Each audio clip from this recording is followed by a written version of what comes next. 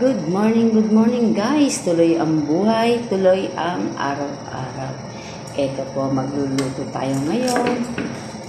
At shout out po sa mga tao po dyan na kumukuha ng aking mga items. At din sa mga bigas po na kumukuha po sa bahay. Ayan. Huwag po kayo magpahirap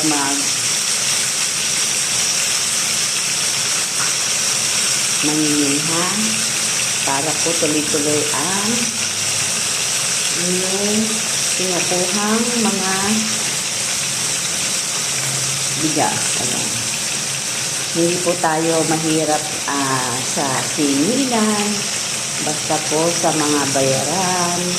Yan lang po ang sinasabi ko. Pag oras ng due date, kailangan din po tayong pursiging magbayad. At syempre, nakakaintindi naman din po ako sa mga taong hirap din na magbayad.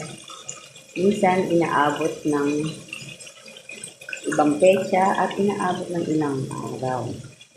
Okay lang po yan, naintindihan ko. Pero huwag niyo naman po paabutin ang inyong mga utang ng mga isang taon o ilang buwan. Diba? At sa mga may utang dyan, sa lahat, hindi na ako magkakanggit ng pangalan sa lahat.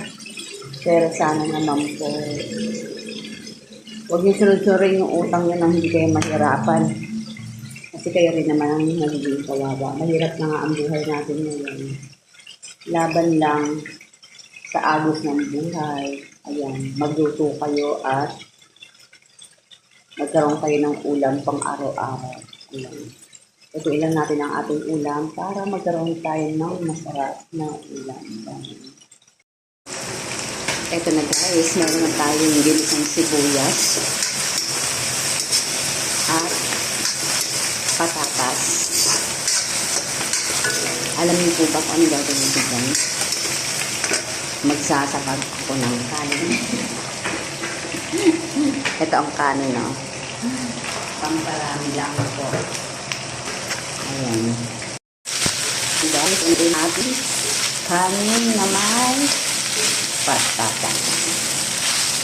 Ako lang. Ewan ko ba, ako lang yung gumawa nito. So, ano na lang yung ginagawa ko. Kasi, wala eh. Sayang yung patatas. Halo na rin niya sa Siyempre, nalyan na rin natin ito ng asin. Halo-haloin na lang natin sa naubos na yung spring onion ko sa aking panin. Ayan.